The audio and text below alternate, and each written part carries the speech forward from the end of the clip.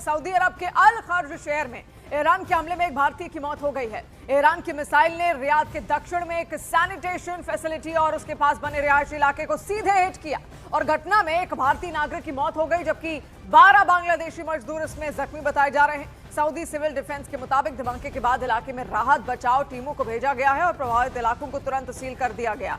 ये तस्वीर आप देखिए रिहायशी इलाके पर किस तरीके से ईरान ने कई सारे टारगेट यहां पर किए। रियाद में एक रिहायशी इमारत पर ये टारगेट जब हुआ तो उस वक्त कई सारे मजदूर उस बिल्डिंग के अंदर मौजूद थे, लेकिन तभी जैसे ही मिसाइल हिट होती है कई सारे मजदूर उसमें जख्मी बताए गए, जिसमें एक भारतीय की मौत भी यहां पर हुई है। ये तस्वीर भी हम आपको दिखा रहे हैं, रियाद की तस्वीर है जहां पर देखिए ईरान के हमले अब भी कम नहीं हुए और रिहायशी इलाकों को अब जिस तरीके से लगातार ईरान टारगेट कर रहा है वो चिंता की बात है।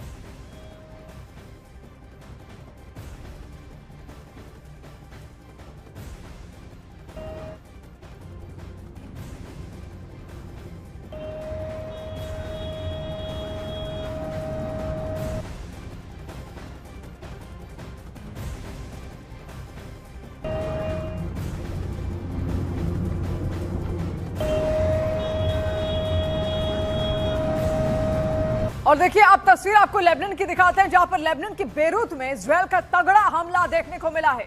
बेरूत में हिजबुल्लाह के ठिकानों पर इजरायल का यह हमला हुआ है, जहां पर इजरायल ने हिजबुल्लाह के ठिकानों पर कई मिसाइलें दागी हैं। देखिए इससे पहले भी हम आपको यहां पर बता चुके हैं कैसे हिजबुल्लाह समर्थक रहा है ईरान का, और जब ईरान पर इजरायल ने हमला किया तो हिजबुल्लाह भी पीछे हटा नहीं। हिजबुल्लाह ने इजरायल को घेरने की कोशिश की और उसी के जवाब में इजरायल ने हिजबुल्लाह पर किस तरीके से टारगेट किए हैं अब आप ये देखिए। ये तमाम हिजबुल्लाह के लड़ाके हैं जिनका लेबनान की राजनीति में अच्छी खासी पकड़ मानी जाती है। इसके अलावा ईरान के समर्थित ये तमाम हिजबुल्लाह लड़ाके वहां पर इजरायल के खिलाफ कई कार्रवाइयां देने का अंजाम यहाँ पर रखते हैं। और ऐसे में आप ये तस्वीर यहाँ पर देखिए, जब इजरायल ने इन पर जो कार्रवाई है वो की तो उसके बाद वहां पर जो परखचे हैं आप देखिए विमानों के वो भी पड़े हुए वहां पर दिख रहे हैं। कई ठिकाने ऐसे थे जहां पर हिजबुल्लाह के कई लड़ाके छिपे हुए थे। ועם טיל במודיעין עילית. ותגיד תפסתי ראשון. ועם טיל במודיעין עילית. ותגיד תפסתי ראשון. ועם טיל במודיעין עילית. ותגיד תפסתי ראשון. ועם טיל במודיעין עילית. ותגיד תפסתי ראשון. ועם טיל במודיעין עילית. ותגיד תפסתי ראשון. ועם טיל במודיעין עילית. ותגיד תפסתי ראשון. ועם טיל במודיעין עילית. ועם טיל במודיעין עילית. ותגיד תפסתי ראשון. ועם טיל במודיעין עילית. ותגיד תפסתי ראשון. ועם טיל במודיעין עילית.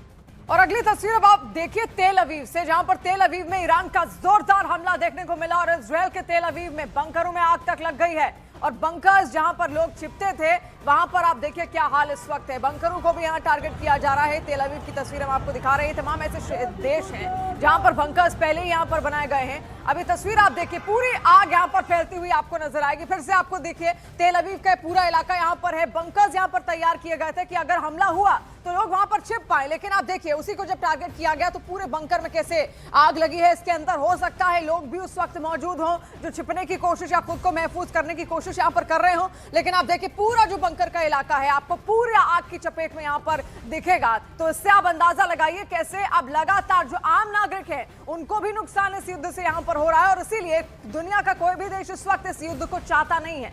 भले ही ट्रंप ने ये हमले यहां पर किए इजरायल के साथ मिलकर, लेकिन जिस तरीके से अब ये आग धधकती हुई चली जा रही है और आम नागरिक जैसे भागते हुए आपको दिख रहे हैं, इसी वजह से अब दुनिया चाह रही है कि किसी भी तरीके से बातचीत के जरिए जैसे तैसे इसको बंद किया जाए। और देखिए सऊदी अरब के अल खुर्ज शहर में ईरान के हमले में एक भारतीय की मौत यहां पर हुई है। ये खबर भी यहां पर सामने आ रही है, जहां पर ईरान की मिसाइल ने रियाद के दक्षिण में एक सैनिटेशन फैसिलिटी पर हमला किया। ये देखिए एक इमारत यहां पर थी और वहीं पर ये रियाद में हमला किया गया है और सैनिटेशन फैसिलिटी इसको बताया जा रहा है। इसके आसपास का इलाका आप देखिए पूरी आग की चपेट में यहां पर आपको दिखेगा।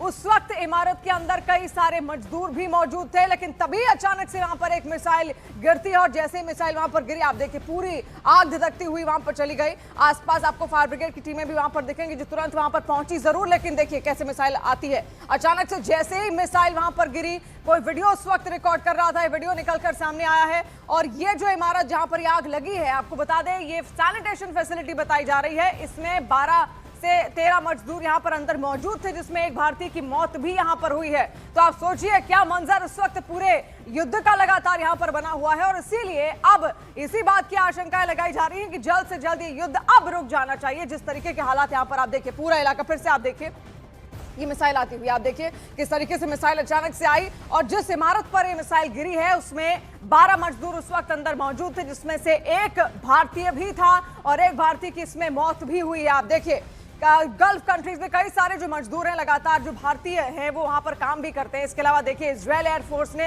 अब एक दावा भी किया, जहां पर दावा है कि उसकी फाइटर टीम ने ईरानी आसमान में दाखिल एक यूएवी को मार गिरा है। एयरफोर्स ने इसका वीडियो और रेडियो कम्युनिकेशन भी जारी कर दिया है, जिसमें नेविगेटर की आवाज सुनाई देती है। आप सुनिए इस आवाज को। התמגע ואירוע על חול, נכון? את עדיין מגע יציב? אני מגע יציב. פגיעה. אלפא. התמגע ואירוע על חול, נכון? חיובי. אלפא. את עדיין מגע יציב? אני מגע יציב. פגיעה.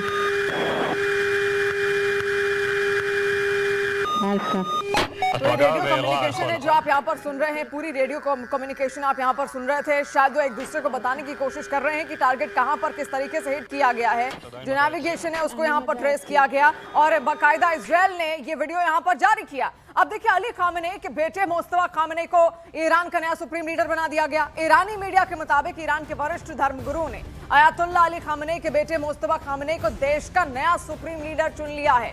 और यह फैसला ऐसे समय में लिया गया जब पूरे मिडिल ईस्ट में हमलों का सिलसिला लगातार जारी है और हालात लगातार बिगड़ते दिख रहे हैं। और चुनिंदा उच्च स्तरीय धर्मगुरुओं की परिषद ने मुस्तफा खामेनेई को उत्तराधिकारी के तौर पर उनका ऐलान कर दिया है। तस्वीर आप जो देख रहे हैं खामेनेई के बेटे हैं मुस्तफा खामेनेई। देखिए खामेनेई के 6 बच्चे थे, जिनमें उनके 4 बेटे थे और 2 लड़कियां थी, जिसमें एक बेटा और एक बेटी की मौत भी यहां पर निकलकर सामने आई। लेकिन ये जो तस्वीर आप देख रहे हैं मुस्तफा खामेनेई की है। मुस्तफा खामेनेई अब नए सुप्रीम लीडर ईरान के बन गए हैं। देखिए ईरान के जो कॉन्स्टिट्यूशन है, जो वहां का संविधान है, उसमें लिखा ही गया है कि बहुत जरूरी है वहां पर कोई सर्वोच्च लीडर होना, और इसीलिए अब मुस्तफा खामेनेई को ये जिम्मेदारी यहां पर सौंपी गई है ताकि IRGC जो रेवोल्यूशनरी गार्ड कॉर्प्स वहां पर है उसको वो लीड कर सके, क्योंकि उसको केवल और केवल जो सर्वोच्च नेता है वही लीड कर सकता है। और इसीलिए वहां पर बहुत जरूरत थी एक सुप्रीम लीडर की, और अब मुस्तफा खामेनेई को वहां पर नियुक्त कर दिया गया है जो अब कमान संभालेंगे देश की। और देखिए अल्लाह का बंदा कहा जाता है सुप्रीम लीडर को ईरान में,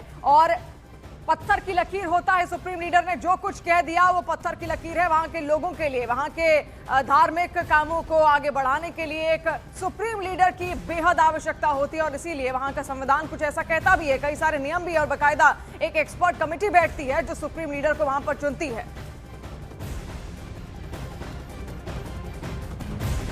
और अब देखिए ये तस्वीर आप देखिए, 4 अलग अलग तस्वीरें हम आपको यहाँ पर दिखा रहे हैं। ये उस दौरान की तस्वीरें भी हैं जब प्रदर्शन लगातार यहाँ पर हुआ था। खामेनेई को एक तबका ऐसा भी था ईरान में जो बिल्कुल पसंद नहीं करता था, और वो तबका था युवाओं का। खास तौर पर जो नई पीढ़ी थी वो खामेनेई को पसंद नहीं करती थी, लेकिन बाद में देखिए किस तरीके से वही सत्ता की चूल्हे हिलाती हुई यहाँ पर आपको दिखी। लेकिन फिलहाल अभी ये तस्वीर आप देखिए यहाँ पर किस तरीके से अब जब मुस्तफा खामेनेई को यहाँ पर चुना गया तो जो समर्थक थे खामेनेई के वो सड़कों पर उतरे और वो इस मूवमेंट को एंजॉय कर रहे हैं। वो मान रहे हैं मुस्तफा खामेनेई को कि उनको सुप्रीम लीडर अब चुन लिया गया है। और इसके अलावा सुप्रीम लीडर के तौर पर मुस्तफा खामेनेई के चयन ने अब देखिए अमेरिकी प्रशासन को एक क्लियर मैसेज दे दिया है कि ईरान को ना तो अमेरिकी चिंता है और ना ही उसके उठाए मुद्दों की। और ट्रंप ने कह दिया था कि ईरान के सुप्रीम लीडर के चयन में अमेरिका का हस्तक्षेप होगा, लेकिन ईरान ने अमेरिका की बातों को हवा में उड़ाते हुए कहा अपने सुप्रीम नेता का चयन कर लिया और जूनियर खामेनेई अब अमेरिका के खिलाफ युद्ध का नेतृत्व करेंगे। तो एक तरीके से सीधा ये चैलेंज अमेरिका को भी यहाँ पर है, सीधी चुनौती अमेरिका को भी यहाँ पर है कि कुछ भी हो जाए ईरान झुकने वाला नहीं। ईरान ने स्पष्ट करने की कोशिश की और इसीलिए इतने युद्धों के हालात में भी सुप्रीम लीडर का चयन वहां पर किया गया। अब देखिए ईरान में सुप्रीम लीडर को असेंबली ऑफ एक्सपर्ट्स चुनती है। यह 88 सदस्यों वाली धार्मिक संस्था है। इसके सदस्य का चुनाव जनता करती है और हर 8 साल में चुनावी प्रक्रिया संचालित होती है। चुनाव से पहले एक बड़ी छानबीन यहां पर की जाती है। असेंबली ऑफ एक्सपर्ट्स के उम्मीदवारों को गार्डियन काउंसिल मंजूरी देती है और यही परिषद तय करती है कि कौन चुनाव लड़ सकता है और कौन नहीं। देखिए, संविधान में दर्ज है कि जब सुप्रीम लीडर का पद खाली हो जाए तो असेंबली ऑफ एक्सपर्ट्स बैठक करेगी, फिर वोटिंग करके नया सुप्रीम लीडर चुना जाता है। वर्तमान हालात में भी यही प्रोसेस को अपनाया गया।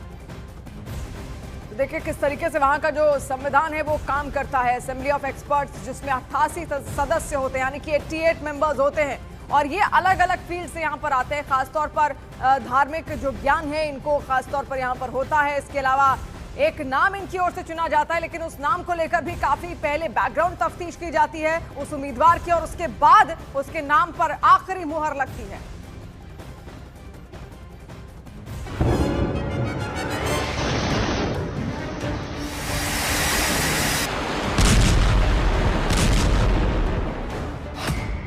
ट्रंप को नामंजूर ईरान के नए सुप्रीम लीडर। ट्रंप को अखर गई मोस्तबा की ताजपोशी की खबर। ईरान के नए लीडर पर सुप्रीम संग्राम। ईरान और इजराइल की जमीन धमाकों से धधक रही। इस कोहराम के बीच अमेरिका के राष्ट्रपति डोनाल्ड ट्रंप की नाराजगी पश्चिम एशिया में नई मुसीबत ला सकती है। अमेरिकी राष्ट्रपति डोनाल्ड ट्रंप के बयान के मुताबिक खामेनेई की विरासत के अगले वारिस मोस्तबा उन्हें नामंजूर है। मोस्तबा खामेनेई का सुप्रीम लीडर बनना स्वीकार नहीं है। वे पुरानी कट्टर नीतियों को ही आगे बढ़ाएंगे। ईरान को ऐसा नेता चाहिए जो शांति लाए। अगर गलत नेतृत्व आया तो फिर युद्ध होगा। ईरान के नेतृत्व पर दुनिया की सुरक्षा निर्भर है। यानी ट्रंप चाहते हैं कि ईरान पर शासन करने वाला उनकी पसंद का हो। दरअसल ईरान की राजनीति में सुप्रीम लीडर का पद सबसे शक्तिशाली माना जाता है। इस पद पर लंबे समय तक अली खामेनेई रहे। 28 फरवरी को एयर स्ट्राइक में उनकी हत्या के बाद उनके उत्तराधिकार को लेकर चर्चा तेज हुई। नाम आया उनके बेटे मोस्तबा खामेनेई का। इसी बीच अमेरिका के राष्ट्रपति डोनाल्ड ट्रंप ने कहा, ईरान के अगले सुप्रीम लीडर के चयन में अमेरिका की राय होनी चाहिए।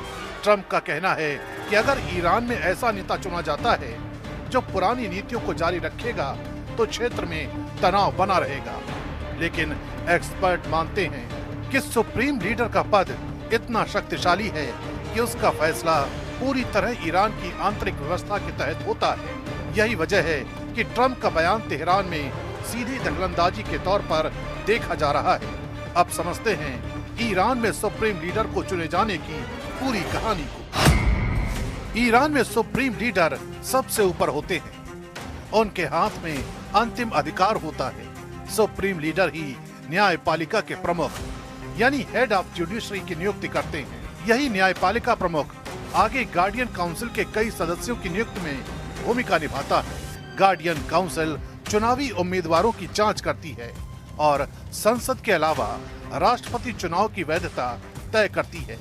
इसके साथ ही असेंबली ऑफ एक्सपर्ट नाम की संस्था होती है जिसके 88 सदस्य चुने जाते हैं और वही सुप्रीम लीडर का चुनाव करते हैं। यानी राष्ट्रपति और संसद चुनी हुई संस्थाएं हैं, लेकिन सत्ता का अंतिम नियंत्रण सुप्रीम लीडर के पास ही रहता है।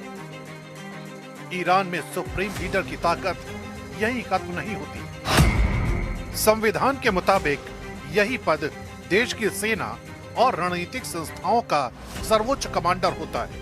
यानी IRGC समेत सैन्य बल सीधे सुप्रीम लीडर के अधीन रहते हैं। रक्षा नीति, परमाणु कार्यक्रम और विदेश नीति की अंतिम दिशा भी वही तय करता है। सुप्रीम लीडर ही युद्ध या शांति से जुड़े फैसलों को मंजूरी देता है और जरूरत पड़ने पर जनमत संग्रह कराने का अधिकार रखता है। इतना ही नहीं, अगर राष्ट्रपति देश के हितों के खिलाफ काम करता हुआ माना जाए तो उसे पद से हटाने की प्रक्रिया भी सुप्रीम लीडर की मंजूरी से ही आगे बढ़ती है। यानी तेहरान की असली सत्ता का केंद्र यही पद माना जाता है। इसलिए जब डोनाल्ड ट्रंप ईरान के नए सुप्रीम लीडर पर सवाल उठाते हैं तो ये मामला सिर्फ बयानबाजी का नहीं रहता। ये सीधे ईरान की सत्ता, संप्रभुता और पश्चिम एशिया की आने वाली राजनीति से जुड़ा बड़ा टकराव बन जाता है। और देखिए अली खामनेई के बेटे को ईरान का अगला सुप्रीम लीडर चुन लिया गया। अगर बात करें ईरान के सुप्रीम लीडर की पार की तो वो भी आप समझिए। देखिए सुप्रीम लीडर विधायिका, न्यायपालिका, कार्यपालिका तीनों अंगों का सर्वोच्च नेता होता है। सुप्रीम लीडर को ईरान की इस्लामिक क्रांति का प्रतीक माना जाता है। सुप्रीम लीडर पर चीफ जस्टिस को चुनने का अधिकार भी होता है। इसके अलावा सैन्य कमांडर नियुक्त करने का अधिकार भी होता है। देश के लिए रणनीति तय करने के साथ साथ राष्ट्रपति तक को हटाने की ताकत सुप्रीम लीडर के पास होती है और इसीलिए वहां के संविधान में सुप्रीम लीडर को चुना जाना बेहद महत्वपूर्ण भी यहाँ पर है। अभी अलग अलग तस्वीरें भी हम अपने ठीक पीछे आपको यहाँ पर दिखा रहे हैं किस तरीके से वहां जश्न मनाया गया। लोग सड़कों पर उतरे और मुस्तफा खामनेई के समर्थन में लोग वहां पर सड़कों पर आए हैं और एक तरीके से खुशी उन्होंने अपनी जाहिर यहाँ पर की है।